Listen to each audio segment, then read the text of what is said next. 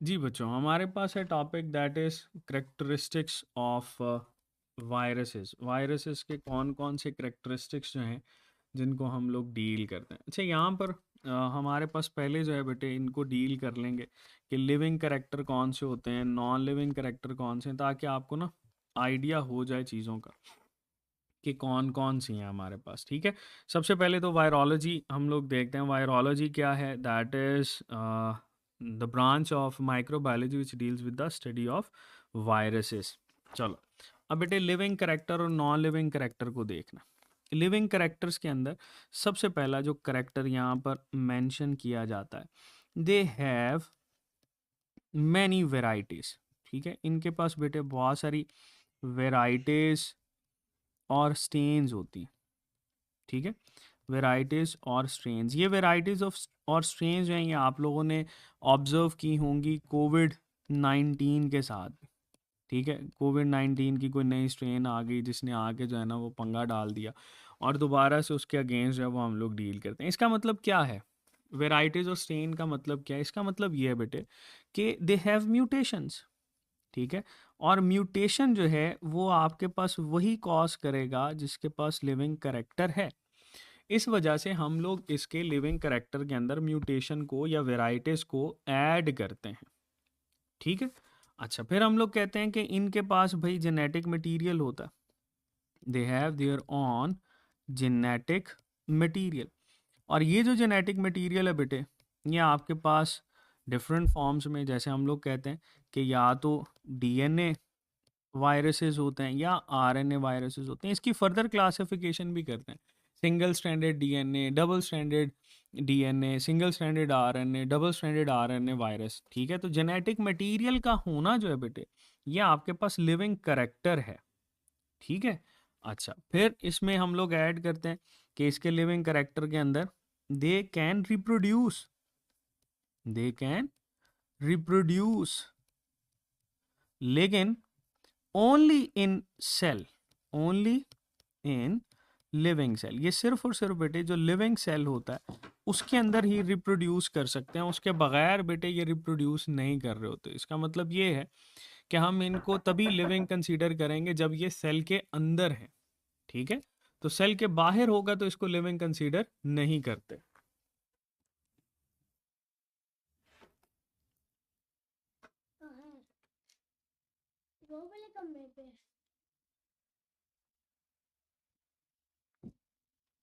ठीक है जी, तो they only in living cell reproduce कर रहे होते हैं। अच्छा, फिर हम लोग ये कहते हैं कि ये बेटे पैरासिटिक एक्टिविटी रखते हैं, और पैरासिटिक एक्टिविटी वही शो करेगा जो कि लिविंग है, और इसको हम लोग बोलते हैं they are obligate intracellular parasites. ठीक है, हमेशा सेल के अंदर बेटे ये पैरासाइटेशन जो है वो शो करते हैं, सेल के बाहर नहीं जाते। फिर हम लोग ये कहते हैं they are sensitive to UV rays, they are sensitive to UV rays, ultraviolet radiations के खिलाफ सेंसिटिव होते हैं। ये हर लिविंग सेल की प्रॉपर्टी है। ठीक है जी, तो ये बेटे इसके लिविंग फीचर्स हैं, लिविंग करेक्टर्स हैं जिनको हम लोग डील कर रहे होते हैं। अब नॉन लिविंग करेक्टर्स कौन से हैं? अच्छा, सबसे पहला तो अगर हम लोग सेल को ये कहते हैं कि इसके पास बाकी सारी चीज़ें होना ज़रूरी है, सेल सेल होना ज़रूरी है, तभी हम लोग इसको लिविंग कंसीडर करेंगे। तो ये याद रखिएगा, दे लैक सेलुलर स्ट्रक्चर। ठीक है, इनके पास जो है बेटे वो सेलुलर स्ट्रक्चर नहीं होता, दे लैक सेलुलर स्ट्रक्चर। और ये एक वजह हो सकती है जिसकी वजह से आप इसको बड़ा प्राइमरीली सॉलिडली कह सकते हो कि भैया हमारे पास ये सेल नहीं कहलाता। ठीक है, और इवन ये है कि अगर ये सेल के बाहर हो तो अपनी मेटाबॉलिक एक्टिविटी परफॉर्म नहीं करते। और फिर हम लोग ये कहते हैं they can be crystallised, they can be crystallised outside the cell. और अगर हम लोग बेटे इसको सेल से बाहर निकालें, आउटसाइड सेल, सेल से बाहर निकालें, तो ये बेटे सिंपल क्रिस्टलाइज हो सकता है, और इसको आप बॉटल्स के अंदर, शीशे की बोतल के अंदर, किसी दूसरे चीज़ों के अंदर जो है वो आप इनको स्टोर कर सकते हो। ठीक है, इनके अंदर बेटे बहुत सारी प्रॉपर्टीज ऑब्जर्व ही नहीं होती। ठीक है, अगर ये सेल से बाहर हो ना तो हम लोग कहते हैं प्रॉपर्टीज नॉट ऑब्जर्व, जिसमें हम लोग पुट करते हैं सबसे पहले रेस्पिरेशन। ठीक है, यहाँ पर देख लो, हम इसमें सबसे पहले पुट करते हैं रेस्पिरेशन। ये रेस्पिरेशन भाई शो नहीं करते। ठीक है, अगर रेस्पिरेशन नहीं है तो हम मेटाबॉलिज्म, ठीक है, उसको भी मेंशन कर सकते हैं। मेटाबॉलिज्म इनमें नहीं होता, सेल के बाहर होगा तो रिप्रोडक्शन भी नहीं करेगा। ठीक है, सेल के बाहर ना रेस्पिरेशन है, ना मेटाबॉलिज्म है, ना रिप्रोडक्शन है। तो सेल के बाहर अगर ये चीज़ें हैं तो इसका मतलब ये है that are labelled as non living characters of viruses. ठीक है, और इसी को हम लोग आसान करते हैं अपने लिए जब हम लोग सिंपल एक इसकी ना करेक्टरिस्टिक के लिए एक मेंशन कर लेते हैं वायरस। ये देखो, हम लोग इसको यूं याद रख सकते हैं कि दैट इज VIRUS। ठीक है, इससे बहुत सारी चीज़ें हम यहाँ पे पुट करते हैं। फॉर एग्जांपल सबसे पहले वी की बात करते हैं, तो वी की जो टर्म है बेटे, एक तो हम लोग यूज़ करते हैं विरियन, जो कि मेच्योर वायरस के लिए टर्म यूज़ की जाती है। ठीक है, दूसरा हम यहाँ पर रिलेट कर सकते हैं वेराइटीज़। वायरस की बहुत सारी वेराइटीज़ या स्ट्रेन्स होती हैं, जैसे ऊपर मैंने बताया म्यूटेशंस होती हैं। फिर बेटे आई से आप लोगों ने याद रखना है कि ये जितने भी वायरसेस होते हैं they are intracellular obligate parasites. They are intracellular obligate parasite. वो ऊपर मैंने बताया इंट्रासेल्युलर ऑब्लिगेट पैरासाइट वो होगा which can not live without cell. Cell से बाहर निकालोगे बेटे वैसे ही रह जाएगा। आप इसको इसी चीज़ को यूं भी पुट कर सकते हो कि अगर ये सेल से बाहर जिंदा नहीं रह सकते तो they can not grow on artificial media. They can not grow on artificial media. इसको भैया आर्टिफिशियल मीडिया के ऊपर ग्रो नहीं करवा सकते। ठीक है, ये याद रखिएगा। फिर हम लोग बेटे इसके साथ पुट करते हैं और अब ये जो है वो रेजिस्टेंस शो करता है। इसमें दो तरह का आर का जो पॉइंट है वो आप लोग पुट कर सकते हो, एक तो रिप्रोडक्शन कर सकते हैं, दूसरा रेजिस्टेंस कर सकते हैं। तो पहले हम लोग यहाँ पर रेजिस्टेंस लिखते हैं।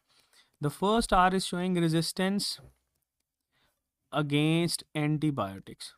रेजिस्टेंस अगेंस्ट एंटीबायोटिक्स, आप कोई भी एंटीबायोटिक इसके अगेंस्ट यूज़ नहीं करते बिकॉज दे आर रेजिस्टेंट। अच्छा, फिर हम लोग ये कहते हैं कि इनकी जो रिप्रोडक्शन होती है, ठीक है, या दे रेप्लिकेट या रिप्रोड्यूस ओनली इन सेल। ठीक है, ओनली इन सेल, हमेशा सेल के अंदर ही रेप्लिकेट करेंगे, उसके बाहर ये रेप्लिकेट नहीं कर सकते, इसीलिए तो सेल के अंदर लिविंग है और सेल के बाहर नॉन लिविंग है। अच्छा, फिर बच्चों हम लोग इसके साथ ये जो आ जाता है दैट इज यू, ये शो करता है अल्ट्रा सेंट्रीफ्यूगेशन। ठीक है, इसमें हम लोगों ने यूवी सेंसिटिविटी यानी अल्ट्रा वायलेट के लिए ये सेंसिटिव भी हैं, और साथ ही साथ दूसरा आपने मेंशन करना है कि ये अल्ट्रा सेंट्रीफ्यूगेशन से हम लोग इनको सेपरेट कर सकते हैं। अल्ट्रा सेंट्रीफ्यूगेशन, अगर आप ये कहो कि इसको भाई हमने बगैर इलेक्ट्रॉन माइक्रोस्कोप के डिस्कवर किया या माइक्रोस्कोप के बगैर डिस्कवर किया, तो ये गलत है बात। ये इतने छोटे साइज़ के हैं कि इनकी सेंट्रीफ्यूगेशन करनी ही पड़ती है, और जिनकी सेंट्रीफ्यूगेशन करनी पड़ती है ना बेटे, उनको हमेशा हम इलेक्ट्रॉन माइक्रोस्कोप को इस्तेमाल करते हुए ऑब्जर्व करते हैं। अच्छा, जो लास्ट पे है बेटे दैट इज एस, इसको हम लोग बोलते हैं साइज। ठीक है, ये इसमें हमारे पास शो करता है साइज ऑफ वायरसेस। अब वायरसेस का साइज जो है ना वो दो तरह से मेंशन किया जाता है। इसमें एक तो हम लोग मेंशन करते हैं कि इसका जो साइज है दैट इज 20 नैनोमीटर से लेकर, ठीक है, 250 नैनोमीटर तक होता है।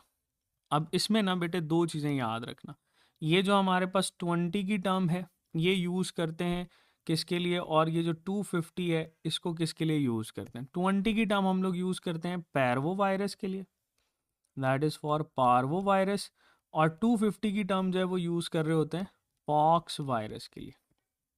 ठीक है, अच्छा, फिर इसका साइज एक और तरीके से भी मेंशन करते हैं जिसको हम लोग रिलेट करते हैं कि they are 10 to 1000 times smaller than bacteria. ठीक है, 10 to 1000 times smaller than bacteria. तो बैक्टीरिया से 10 से 1000 गुना जो है बेटे ये साइज में छोटे होते हैं। अच्छा, अगर आप ए लेवल के स्टूडेंट हैं तो उसमें ये 10 से 1000 की बजाय जो है ना 50 टाइम्स स्मॉलर देन बैक्टीरिया जो है वो लिखा जाता है। तो ये बेटे एक छोटा सा इसके लेटर्स के साथ जो है वो आप इसकी प्रॉपर्टीज़ को रिलेट कर सकते हो। इसके लिविंग करेक्टर कौन से हैं, नॉन लिविंग करेक्टर कौन से हैं, ठीक है। These are the characters of viruses.